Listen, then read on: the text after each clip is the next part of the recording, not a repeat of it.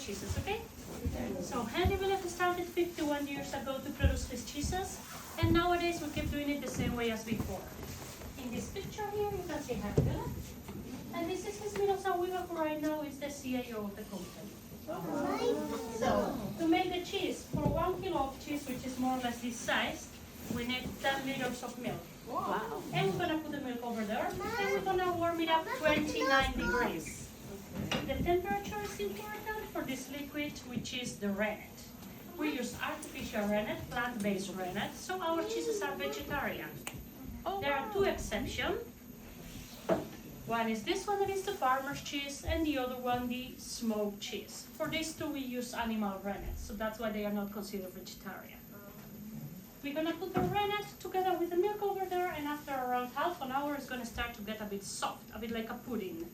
And in that moment, we're gonna cut it with a rotator as you see over there. Once we cut the milk, you will see how it separates the curd and the whey.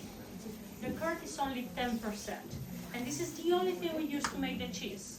The rest of the whey, we give it to the animals to drink, for example, or we make our own beer with that as well. And there is an old saying that says, if you drink this whey, you never age. I'm 200 years old, so...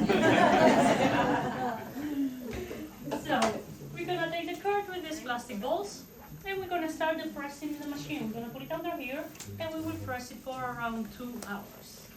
And after the pressing, we're gonna put it in the salty bath you see over there. The salty bath has 20% of salt, 80% of water. And 1 kilo of cheese needs to stay 1 whole day. It's very important for the conservation of the cheese and to give the salty flavor it has. After the whole day in the bath, we will leave it outside to dry. And once it's dry, we're gonna cover it with the plastic layer, which is the wax. It's the shiny yellow part. And after protecting it, we will leave it here to mature. In 1 month is considered young cheese. In 6 months is a middle-aged cheese, and in a year is old or mature cheese. This cheese is a young cheese, and from inside, I'll show you how it looks like. It's like this. And as you can see, it's very soft cheese. This one, on the other hand, is around 2 years old, and it's not soft at all. Very hard cheese. You can play bowling with it if you want. So the older is the cheese, the stronger is the texture, but also the flavor. So if you like soft cheeses, go to the young ones. If you like strong cheeses, go to the old ones. So our cheeses, apart of having the wax layer that I said before, they are also covered with this plastic layer, which allows them to keep it outside the fridge for 1 month, as long as you keep them closed like this. And you can travel with them internationally. There is one exception for traveling, which is the farmer's cheese. This one is the only one that is not pasteurized. That means it's made with raw milk. So if you're gonna travel to America, Canada, Australia, New Zealand, or South Korea, you cannot bring this cheese because it's not allowed to bring any raw product. And to the UK, new rule, there is no possibility to bring any dairy products. I'm so sorry. But it's your own risk, of course.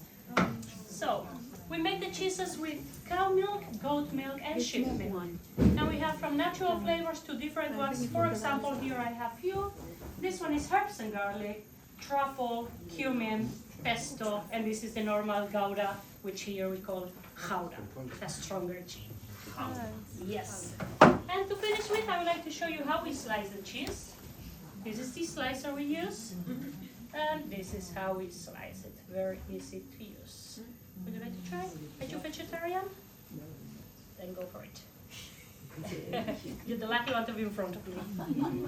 So, now when you go inside the store, we have 4 different counters full of cheese for you to try. So please take a look, and then you're going to find in the table and enjoy the cheese. Thank you so much for watching.